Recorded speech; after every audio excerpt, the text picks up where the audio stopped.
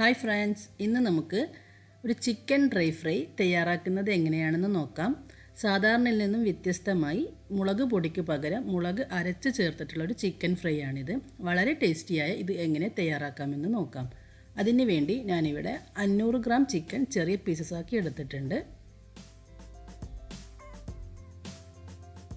ഇനി ഒരു 12 കാശ്മീരി മുളക് ചൂടുവെള്ളത്തിൽ ഒരു 10 മിനിറ്റ് സോക്ക് ചെയ്ത് വെച്ചതാണിത്. ഇപ്പോൾ നിങ്ങൾ കാശ്മീരി മുളക് ഇല്ലയെന്നുണ്ടെങ്കിൽ സാധാരണ മുളക് നിങ്ങളുടെ എരിവിനനുസരിച്ചിട്ട് എടുക്കുക. ഇപ്പോൾ ഈ മുളക് നല്ലവണ്ണം ഒന്ന് സോഫ്റ്റായി വന്നിട്ടുണ്ട്. ഇനി നമുക്ക് മിക്സിയുടെ ചെറിയ ജാറിലിട്ട് ഇതിനെ അരച്ച് പേസ്റ്റാക്കി എടുക്കാം.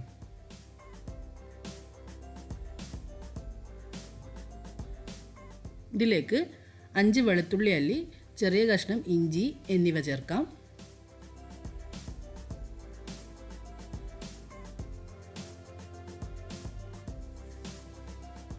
ഒരു ടേബിൾ സ്പൂൺ വിനീഗർ കൂടി ചേർക്കാം.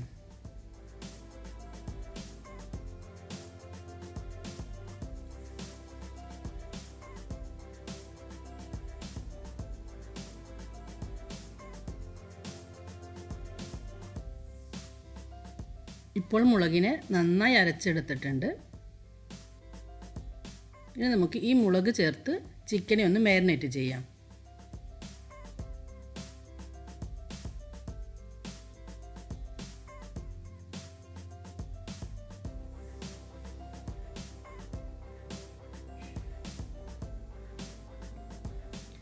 ഇതിലേക്ക് 1 ടീസ്പൂൺ മഞ്ഞൾപ്പൊടി,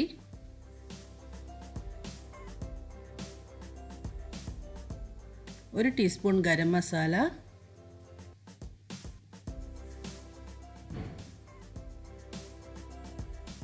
ആവശ്യത്തിന് ഉപ്പ് എന്നിവ ചേർക്കാം.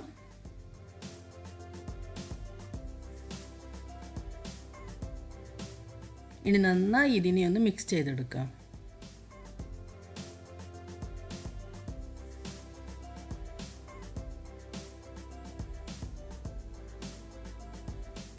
ഇനി ഈ ചിക്കനെ 1 മണിക്കൂർ റെസ്റ്റ് ചെയ്യാൻ വെക്കണം. ഇനി ഇതിലേക്ക് 2 ടേബിൾ സ്പൂൺ കോൺഫ്ലോർ,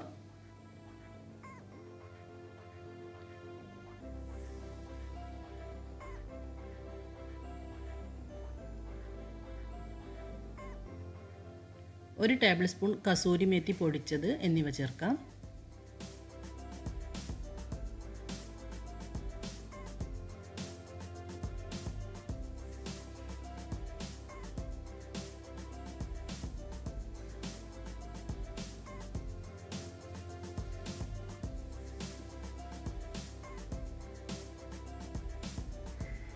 ഇനി ഒരു ഫ്രൈ പാൻ വെച്ച് ഇതിലേക്ക് ആവശ്യത്തിന് എണ്ണ ഒഴിക്കാം. ഞാനിവിടെ വെളിച്ചെണ്ണയാണ് എടുത്തിട്ടുള്ളത്. വെളിച്ചെണ്ണയിൽ ചെയ്യുമ്പോൾ ഒരു പ്രത്യേക ടേസ്റ്റാണ്.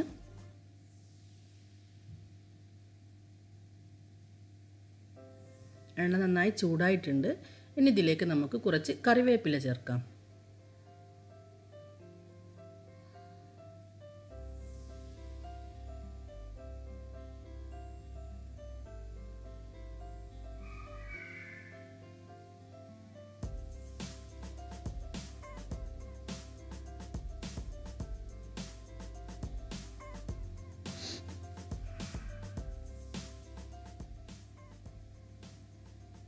കറിവേപ്പില ഫ്രൈ ആയി വന്നിട്ടുണ്ട്.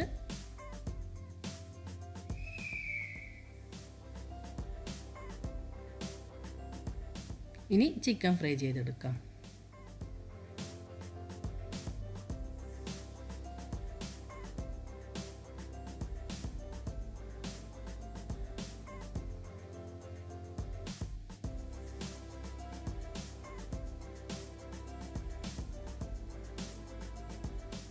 ഇപ്പോൾ ചിക്കൻ ഒരു ഭാഗം നന്നായി ഫ്രൈ ആയിട്ടുണ്ട്. ഇനി നമുക്കിതിനെ തിരിച്ചിടാം.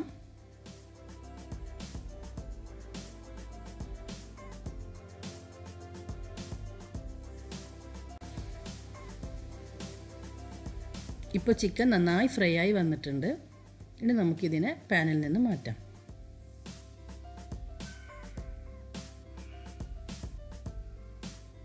കോൺഫ്ലോർ ചേർത്തത് കൊണ്ട് നല്ല ക്രിസ്പി ആയിട്ടുണ്ട് ചിക്കൻ.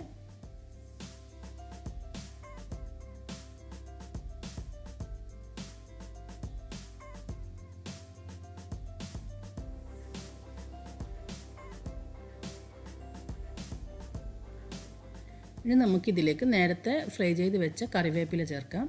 കറിവേപ്പില പൊടിച്ച് ചേർക്കുന്നുണ്ടെങ്കിൽ പൊടിച്ച് ചേർക്കാം, അതല്ലെങ്കിൽ ഇങ്ങനെ ചേർത്താൽ മതി.